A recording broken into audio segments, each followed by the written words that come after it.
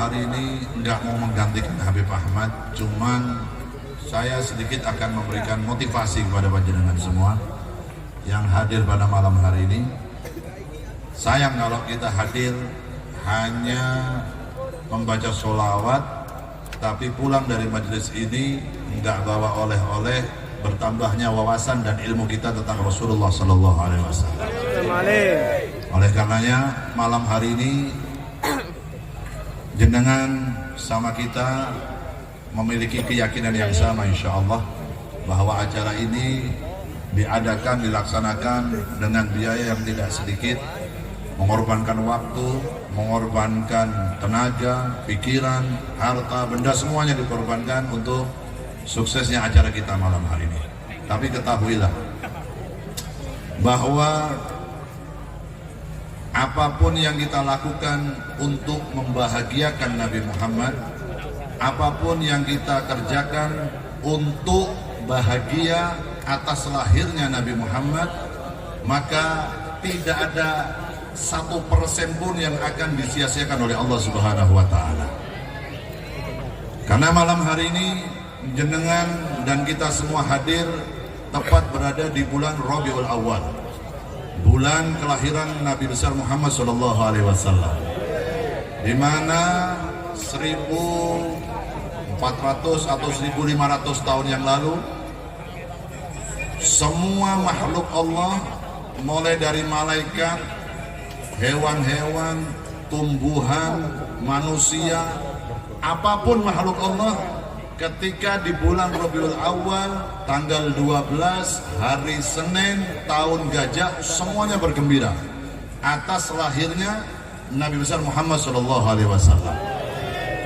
Malaikat-malaikat yang ada di atas langit semuanya disuruh oleh Allah untuk turun ke dunia untuk menyaksikan dan bergembira atas lahirnya Nabi besar Muhammad Sallallahu Alaihi Wasallam.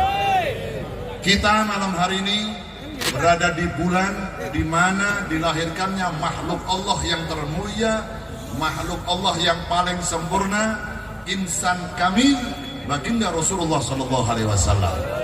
Sudah sepatutnya siapapun yang mengatakan beriman kepada Allah, yang mengatakan beriman pada Nabi Muhammad, yang mengaku mencintai Allah, mencintai Nabi Muhammad, harus bahagia di bulan kelahirannya Nabi Muhammad Sallallahu Alaihi Wasallam.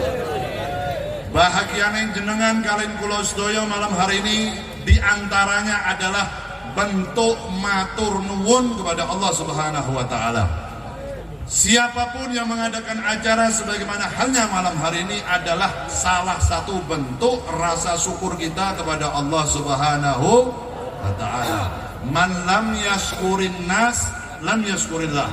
Sapa wonge sing ora iso ngerti matur nuwun nang padha-padha menungso, maka orang itu sama halnya orang ngerti matur nuwun marang Gusti Allah Subhanahu wa Ta'ala.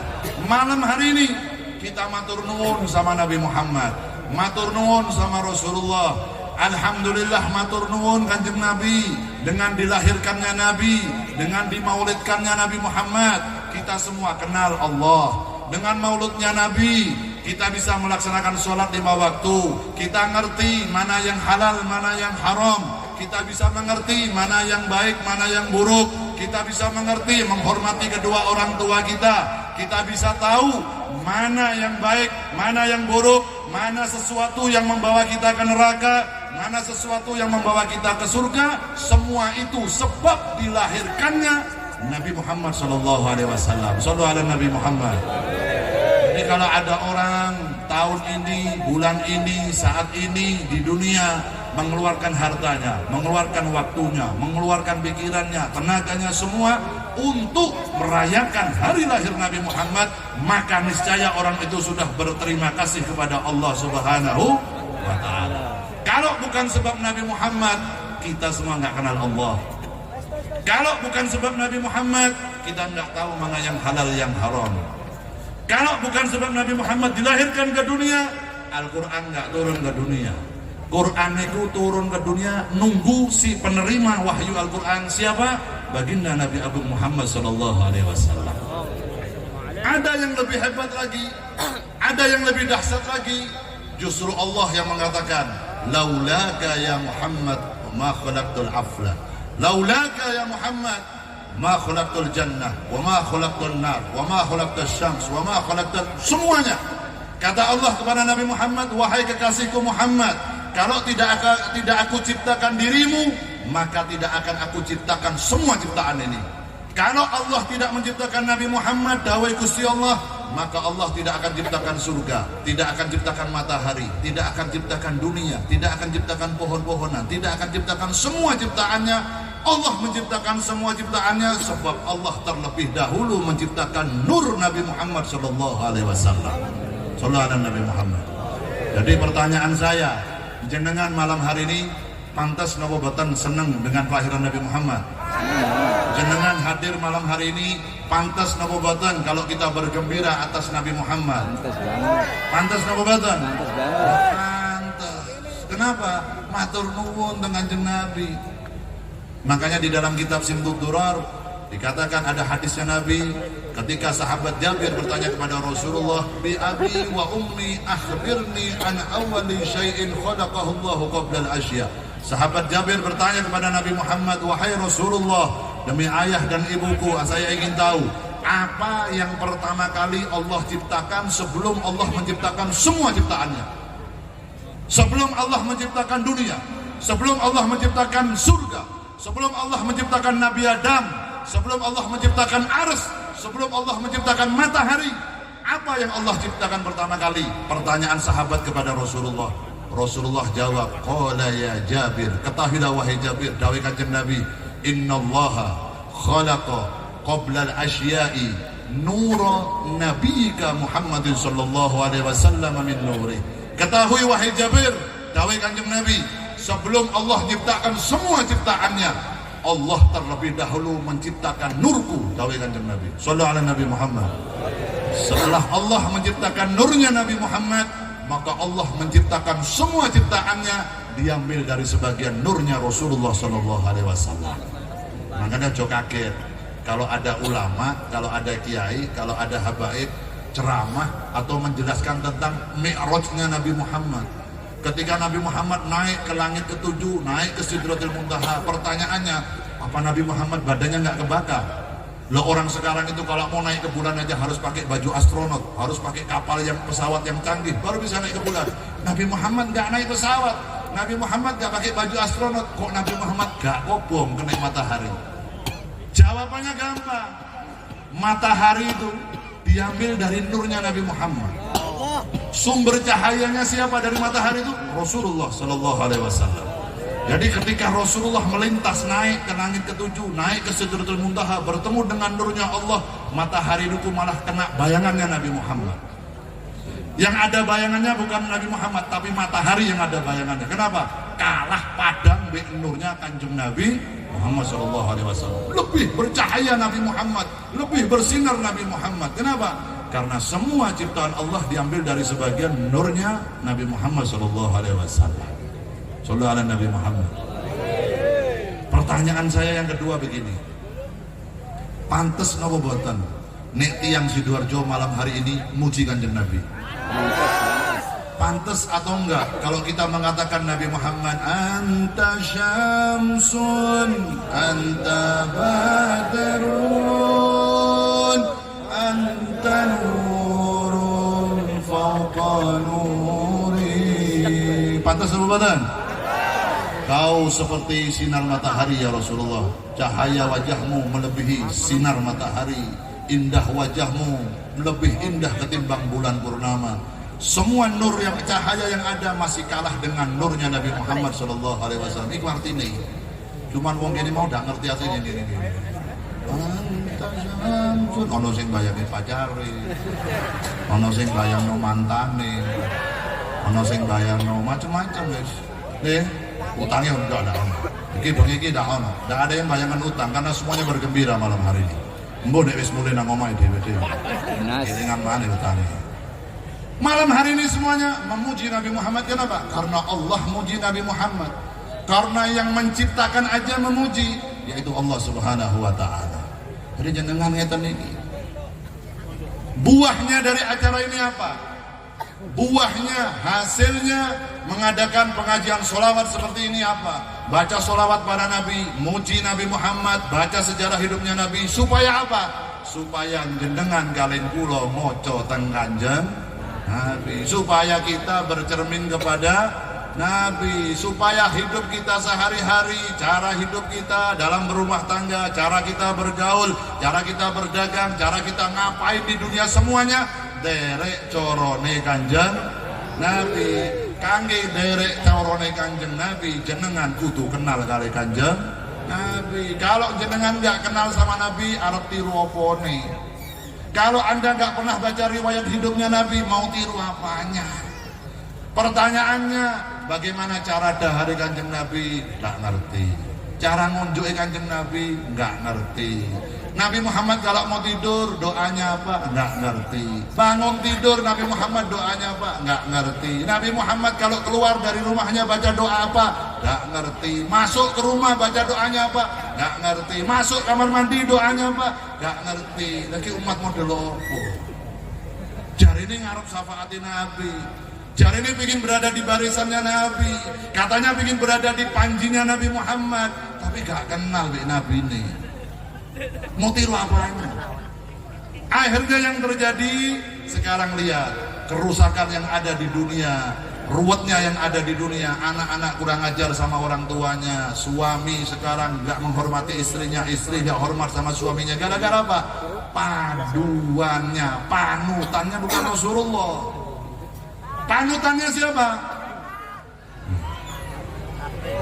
Handphone. Apa panduannya?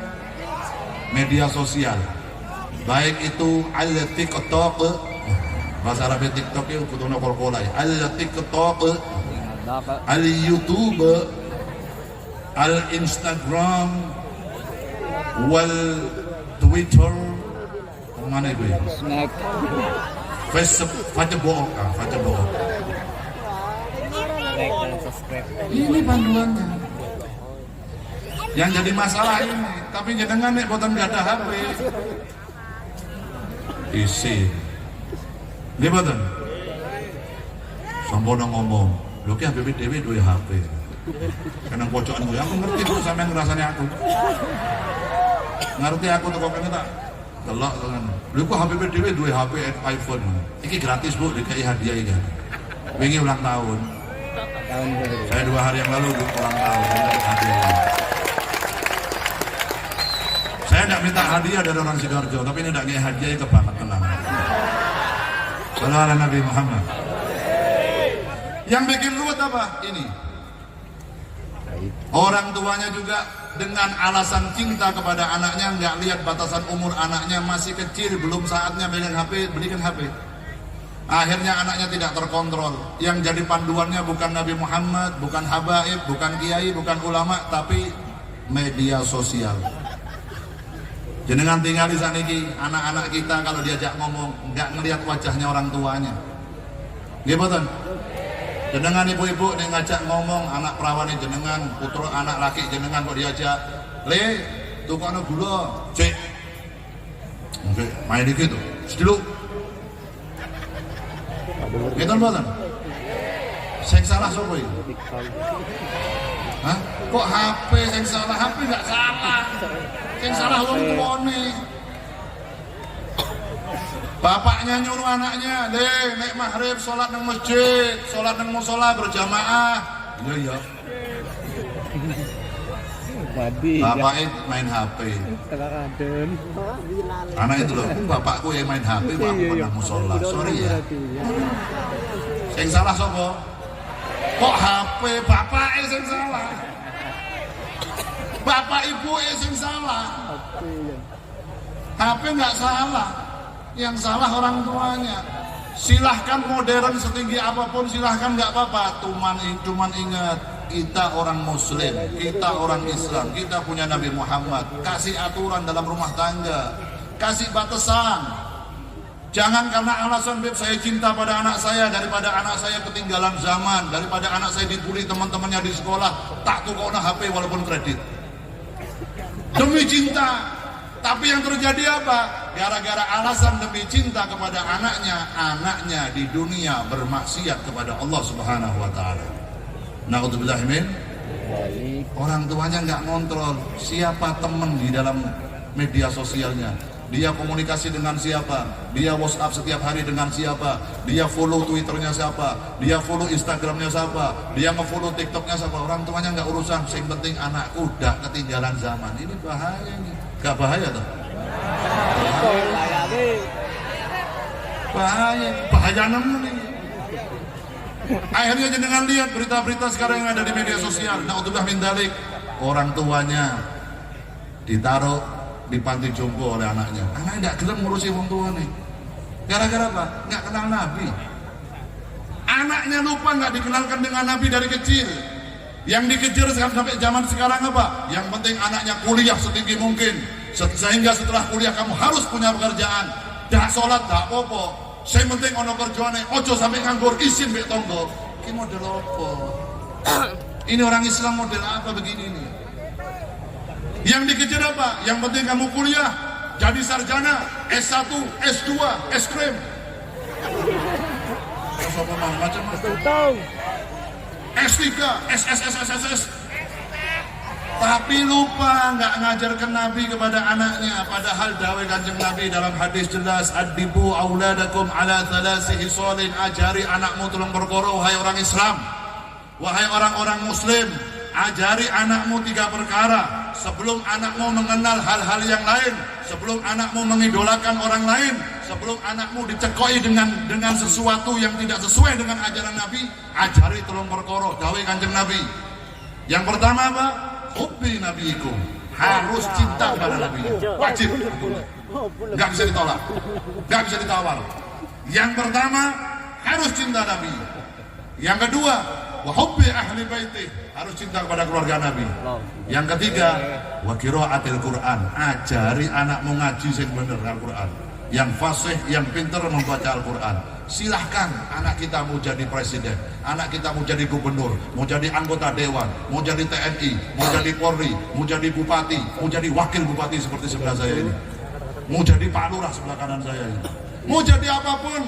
Tapi ketika dia belum menjabat apapun, Nabi Muhammad sudah di hatinya, akhlaknya Nabi dia sudah tahu, cara-caranya Nabi dia sudah menjalankan. Sehingga ketika dia menjadi apapun nanti tetap panduannya Rasulullah. Karena nggak ada alasan untuk tidak meniru Nabi. Pemimpin paling sukses di dunia ini Nabi Muhammad. Suami yang paling dicintai oleh istrinya Nabi Muhammad. Kepala rumah tangga yang paling sukses membina rumah tangganya Nabi Muhammad. Pedagang yang paling jujur, yang paling sukses Nabi Muhammad. Panglima perang yang paling sukses Nabi Muhammad. Sahabat yang paling dicintai oleh sahabatnya Nabi Muhammad. Orang yang paling disegani dengan orang yang memusuhinya Nabi Muhammad. Kakek yang paling sukses mendidik cucunya Nabi Muhammad. Nggak bisa ditawar. Nggak ada alasan untuk tidak meniru Nabi Muhammad. Syaratnya baca sejarah hidupnya Nabi. Lemboco sejarah Nabi tidak tahu. Tiap hari yang ditonton TV, tiap hari yang ditonton YouTube, TikTok, Instagram. Sesuatu berita soal apa? Selebritis diikuti. Oh, iki saiki artis iki pegatan lho iki. Iki gara-gara ini KDRT iku ngawur kon dudu ngono. Ngobrole ngono bendino. Pun balikan iku saiki wis balik niku. Kuwi iki sing repot di pengadilan saiki wis balik maneh iku wis main sinetron bareng maneh saiki lha ngono sing ngono. Iki model opo? Ini yang terjadi. Lah terus dunia ini mau dikemanakan kalau orang jauh dari Nabi Muhammad? Padahal yang terakhir belum aturnya tuh, yang terakhir. Silahkan jenengan pikir, ini manfaat diadakannya sholawat seperti ini. Jenengan semua saya murid nih, ini semua kita yang hidup. Niki antri mati. Jenengan kula pejabat mati, rakyat mati, kiai mati, santri mati, sugih mati, melarat mati, kerja mati, nganggur mati, lanang mati, wedok mati. Aku tak nyebut Habib Blas lagi ya. Tak nyebut Habib lagi. Semuanya bakal mati. Pertanyaannya begini, sanggup kita untuk menjemput kematian sudah cukup apa belum? Dereng. kok tenang-tenang. Nabi Muhammad dawuh ngeten, umat saya usianya antara 60 sampai 70 tahun. Swidak sampai 70 tahun. Kita ini wajib sholat ketika akil balik, ketika balik usia 15 tahun. Nek usiane jenengan swidak tahun terus mati, berarti kita ibadah hanya 45 tahun. Satu hari jenengan kalian pulau sholat 5 waktu. Satu sholat taruhlah 5 menit. Berarti satu hari kita sholat 5 kali 5 menit, hanya 25 menit jenengan ibadah tembus ya Allah. Nek sholat kabeh. Berapa menit kita ibadah dalam sehari? 25 menit, nggak ada 1 jam. Satu hari ada 24 jam. Pertanyaan saya, yang 23,5 jam jenengan gunakan buat apa? Jawaban. Ayo apa? Sisa umurmu dalam sehari yang 23,5 jam jenengan gunakan untuk cari pahala apa maksiat? Apa? Main slot. Wes tuwa main slot wae. Tangi turu langsung mbek udute gini. Yes. Nah, main slot. Ngerti ya. Astagfirullahaladzim. Dibuat apa? Jenengan kalau umurnya 60 tahun meninggal, kalau sholat semua kali 45 tahun, 45 tahun kali 25 menit, jenengan sama kita cuman sholat 2,5 tahun kalau umurnya 9 tahun. Gur sholatnya 2,5 tahun. Nek sholat kabeh, turun nek sholat subuh jam 8 isu. Sholli fardhu subhi raka'ataini kawanan lillahi ta'ala. Lha maneh nek salate di bareng-bareng lo kabeh. Subuh ra salat, zuhur ndak salat, asar ndak salat, maghrib ndak salat, isya salat. Sholli fardhu subhi wad dhuhri wal 'asri wal maghribi wal isya'i rombongan lillahi ta'ala. Ini kabeh gitu salate. Tapi gayane nek nyuwun tembus ya Allah, Rabbana atina fid dunya hasanah. Kene aku dari malaikat iki, akhirnya Allah rayimu. Aku dari malaikat. Salatmu ndak jannah kok Rabbana atina fid dunya hasanah wa fil akhirati hasanah. Malaikat adalah opo wae. Salatmu ndak kena njaluk surga khalidina fiha abada. Njaluki ganjarane mlebu surga sak lawase bareng Kanjeng. Salate kena. Kelingan sapa nek salat? Kelingan Gusti Allah apa elingan magic chair? Apa elingan kreditan, apa elingan HP? Sholli fardhu arba'atin Allahu akbar. HP nang di bawah. Salate lagi. Kemarin handphonemu nih, Allahu Akbar, ting tuk, Allahu Akbar, sallallahu. Ya, halo, salat mana? Ngono jaluk badine surga. Ibaratnya orang kerja modal 1.000 rupiah, jaluk badi 1 triliun. Ki jenengan kali kula. Nah, untung yang patut disyukuri dan harus dipertahankan. Jenengan kalian kula dijadikan umatnya Nabi Muhammad sallallahu alaihi wasallam. Niku untung niku bejo luar biasa, keberuntungan yang sangat luar biasa. Kita nggak pernah minta sama Allah dijadikan umatnya Nabi, tapi dipilih oleh Allah untuk menjadi umatnya Rasulullah sallallahu alaihi wasallam. Khairu ummatin ukhrijat linnas. Allah mengatakan bahwa Allah menciptakan makhluk, menciptakan hamba, menciptakan umat yang terbaik di antara umat nabi-nabi yang lain. Umatnya siapa? Umatnya Nabi Muhammad SAW. Umurnya pendek-pendek, tidak kayak umatnya Nabi Sintione. Umatnya Nabi Ibrahim usianya sampai 1.000 tahun, ada yang 700 tahun, 800 tahun. Nek mlebu surga, insya Allah pantas. Pantas apa? Ibadahnya suwi. 700 tahun umurnya. Jenengan kalian kula wong Sidoarjo umure swidak. Ana sing umur 50, salate wis repot, asam urat kambuh, kencing manis, encok, pegelinu, migrain, vertigo. Repot jenengan iki. Begitu salat Allahu Akbar sirai miring. Apa ayo iku? Vertigo niku mati iku. Kagen mangan emping. Tapi alhamdulillah berkat Nabi Muhammad insya Allah jenengan kalian kulo nanti yang akan dimasukkan ke surga lebih dahulu sebelum umat Nabi yang lain. Allahumma. Siapa yang berjasa? Rasulullah. Asal jenengan selalu bersolawat pada Nabi, menjalankan dawai Nabi, menjalankan sunnahnya Nabi. Sebagaimana dulu sahabat, ada orang Badui, ada orang wong desa biyen pernah takon karo Kanjeng Nabi. Langsung pertanyaannya dahsyat. Ya Rasulullah, wahai Nabi Muhammad, mata saat kiamat kapan? Wah ini hebat wong biyen 1400 tahun yang lalu sudah ada yang bertanya pada Nabi. Kanjeng Nabi, kapan kiamat itu? Hebat iki wong modalnya akeh. Rasulullah balik tanya, kon takon kiamat, modalmu apa kayak ketemu kiamat? Kata orang tadi, kata orang Badui wong desa iku wong gunung ngomong, kula boten gadah modal napa-napa Kanjeng Nabi. Kula gadah modal cuman kalih. Napa? Gusti Allah kali panjenengan.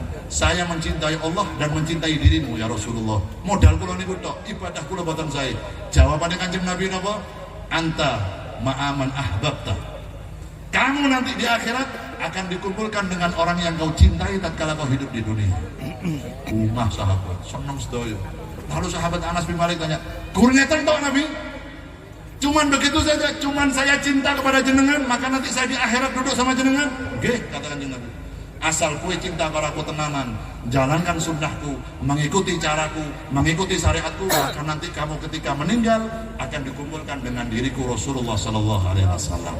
Mau dari jenengan cinta dengan Kanjeng Nabi, jangan kau buat nangis Nabi, jangan kau buat kecewa Nabi, jangan kau nambahi beban Nabi Muhammad.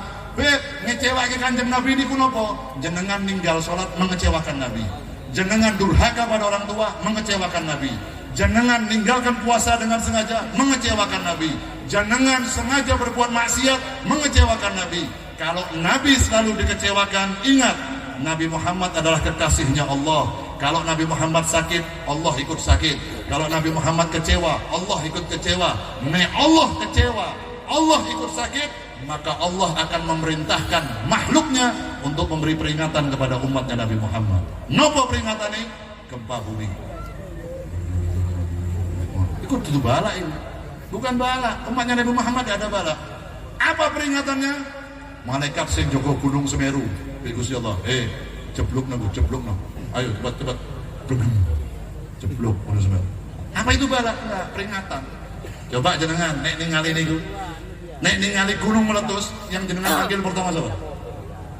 Allah. Begitu gunung meledak, kaget toh? Nek kaget semua yang jenengan ingat? Allah Akbar. Begitu gunung meletus, ya Allah, la haula wala quwata illa billah. Padahal tidak tahu sholat. Tapi ini ono balak sendiri sama, ini ono musibah sendiri sama. Gusti Allah. Ya usah tuh jenengan lo runtuh aja. Jenengan sakit gigi yang dipanggil suaminya, ora. Bukan. Sumini, gak bakal nyeluk bojone, gak bakal. Lorong tuh langsung cekrang ini. Ya Allah. Dituluk karo bojone ini Sumini. Ya Allah. Ya, kini kan Gusti Allah. Itu baru sedikit. Itu namanya Allah cinta kepada kita. Itu namanya Allah sayang kepada kita supaya kita kembali kepada Allah Subhanahu wa ta'ala. Umatnya Nabi Muhammad kalau dikasih ujian berarti Allah cinta kepada jenengan. Kalau ada orang tua anaknya meninggal, jenengan kembalikan kepada Allah. Anak itu titipan Allah, kembalikan kepada Allah. Yakin dengan imanmu. Nggak ada bala kepada umat Nabi Muhammad selama di hatimu tidak lepas nama Allah dan Rasulullah Sallallahu Alaihi Wasallam. Niki penduduk desa Bangah niki, ayo setelah pengajian niki, setelah sholawatan niki, perbaiki ibadahmu. Perbaiki pakaianmu mengikuti caranya Nabi Muhammad, perbaiki akhlakmu mengikuti akhlaknya Nabi, ajari anakmu biar cinta kepada Nabi. Supaya apa? Jenengan nek sepuh mangke kalian kula sedaya, kita dirawat oleh anak kita dihormati oleh anak kita. Kenapa? Karena anak kita kenal Rasulullah Shallallahu Alaihi Wasallam. Tapi nek anak ini dengan kenali Ronaldo toh, Lionel Messi, kenali Michael Jackson, kenali pemain-pemain bal iku tok, sampean nek gede mengko ditendang-tendang di anake dianggap bale Ronaldo. Tak doring mlebu gawang kuburan, dak mandek ditendang terus di anake. Gara-gara apa? Anakmu sayangnya be Ronaldo, be Kylian Mbappe, Lionel Messi. Robert Lewandowski, Erling Haaland, mana ini? Kenal kabeh mau koncoku dolan titik kabeh. SD ini bareng sak kelas kabeh. Sholawat Nabi Muhammad. Oleh karenanya ayo malam hari ini jadikan momentum. Ini Masya Allah Pak Kepala Desa Pak Lurah sudah memiliki inisiatif dengan seluruh panitia dan pihak yang membantu suksesnya acara kita malam hari ini. Bikin acara ini tujuannya apa? Ketahuilah malam hari ini jenengan semua membahagiakan Nabi Muhammad. Ketahuilah, yakin jenengan satu persatu malam hari ini wajah kita dipandang oleh Rasulullah. Malam hari ini nama kita satu persatu insya Allah disebutkan di hadapan Nabi Muhammad SAW. Sehingga semua hajatnya dikabulkan oleh Allah, dosanya diampuni oleh Allah, anak-anak kita dilindungi oleh Allah, dijadikan anak-anak yang soleh dan solehah. Insya Allah rumah tangga kita sakinah mawaddah warahmah. Allahumma amin ya rabbal alamin.